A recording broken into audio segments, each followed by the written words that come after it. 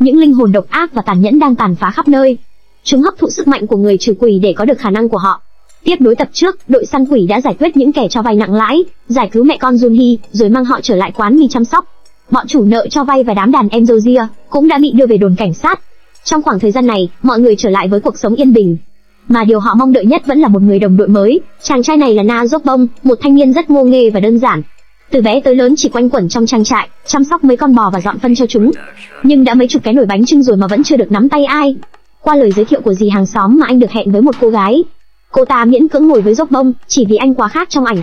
Sau màn nói chuyện toàn phân bò thì cô gái đã không chịu nổi được nữa, một mạch bỏ về để luôn di động ở lại.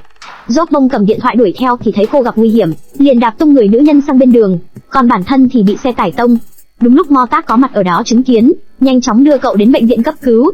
Người bố của Giốc Bông ở bên ngoài đang than khóc, Mo Tác chợt nhận ra, cậu ta không màng tính mạng xả thân để cứu người, còn là một người con hiếu thảo. Đây quả thực là nhân tố mà đội săn quỷ đang tìm kiếm. Giốc Bông hiện giờ đang vào trạng thái thực vật, vui ghen đánh thức linh hồn của cậu, đưa anh vào thế giới hợp nhất, nơi ranh giới giữa sự sống và cái chết gặp nhau.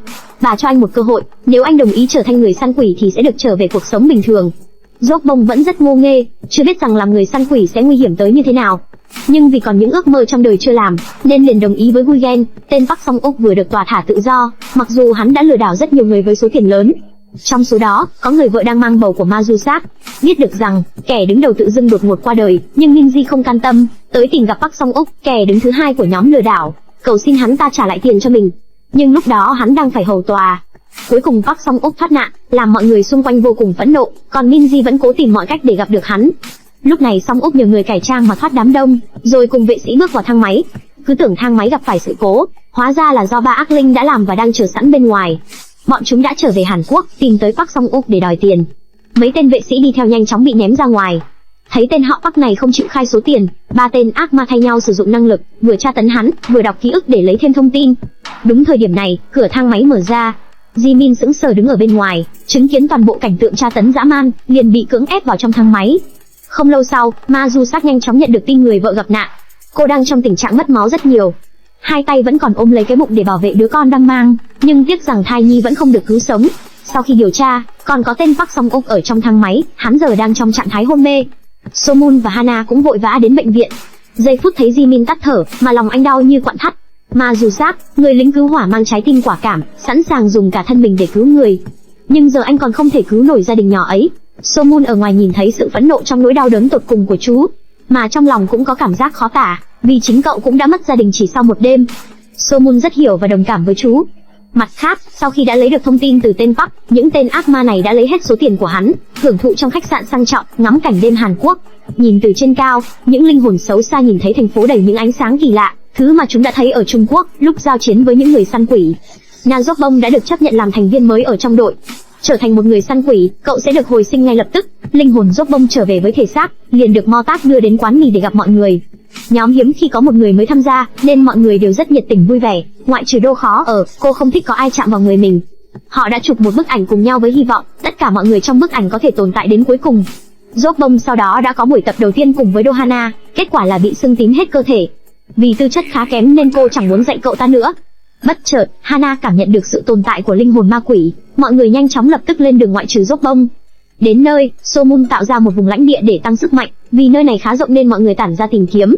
Cô Chu là người đầu tiên tìm thấy nạn nhân, điều ngạc nhiên là xương chân của anh ta đã bị gãy và nắn lại rất nhiều lần. Điều này có nghĩa là, những con quỷ này có khả năng chữa lành. Sau khi Hana gặp linh hồn ác quỷ, không ngần ngại lao vào kẻ thù, khoảnh khắc cô chạm vào, liền thấy được cảnh hắn ta đã giết một trong những người săn quỷ ở Trung Quốc. Bọn chúng giờ đã mạnh hơn rất nhiều, Hana nhanh chóng bị hắn đá cho tung người. Ngay khi Hana chuẩn bị ăn thêm đòn thì Mo Tác xuất hiện đúng lúc. Cả hai đấm nhau trực diện, tuy xương cốt của hắn yếu hơn nhưng được cái có khả năng chữa lành, nên nhanh chóng chiếm được lợi thế, liên tục cho cả hai ăn hành thay cơm. Tên ác ma được thể càng ngày càng kiêu ngạo. Chỉ cho tới khi So Moon xuất hiện, thì hắn mới biết thế nào là đánh nhau mà không dùng tay. Nhân lúc So Moon chạy đi cứu Mo Tác, tên ác ma nhanh chóng bỏ chạy không kịp ngoái lại. Cách đó không xa, hai tên còn lại là Phiêu Quang và Bơ Hất đang theo dõi toàn bộ diễn biến, âm mưu thực hiện một kế hoạch gì đó xấu xa. Mọi người trở lại quán mì, bắt đầu phân tích lại cuộc chiến diễn ra hôm nay. Tốc độ và sức mạnh của con quỷ này là rất cao, chứng tỏ những tên khác cũng rất khó đối phó.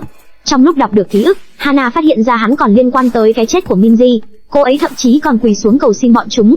Sau khi phân tích, mọi người nhận thấy cái chết của Minji vẫn còn uẩn khúc, nên quyết định tới bệnh viện, gặp tên Park Song Uk để tìm thêm thông tin. Sau khi làm tay cảnh sát đang canh trước phòng bệnh rời đi, Hana cố gắng đọc ký ức của hắn ta.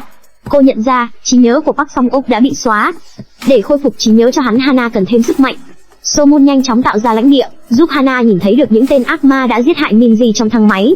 Cô bị bọn chúng lôi vào bên trong, sau đó một tên điều khiển Park Song-uk mượn tay giết chết Minji, mặc dù cô đang mang thai và đã ra sức van xin. Kẻ sở hữu sức mạnh tâm trí giống So Moon tên Hoang, tên chữa lành là Wong Jok và Berhut, kẻ có sức mạnh như Hana. So Moon nhanh chóng vẽ lại hình ảnh tên Hoang, theo những lời mô tả của Hana. Bây giờ họ cần nhanh chóng bắt được chúng, trước khi những tên này gây thêm tội ác. Phía bên này, Tiêu Quang cũng đã thấy những ánh sáng đỏ đen hiện lên từ trên mặt đất. Những người săn quỷ sử dụng ánh sáng này để cảm nhận sự hiện diện của ác quỷ xung quanh. So Moon, người có sức mạnh của tâm trí, đã triệu hồi lãnh địa này. Nhận thấy sắp gặp phải đối thủ rất mạnh, cả ba xem ra càng trở nên thích thú. Ngày hôm sau, Tiêu Quang từng bước tới tiệm mì, trên tay còn tung một đồng xu nhỏ, đối mặt với So Moon, mở màn cho cuộc chiến sắp tới giữa hai phe. Tập 2 tới đây cũng kết thúc. Xin chào và hẹn gặp lại các bạn.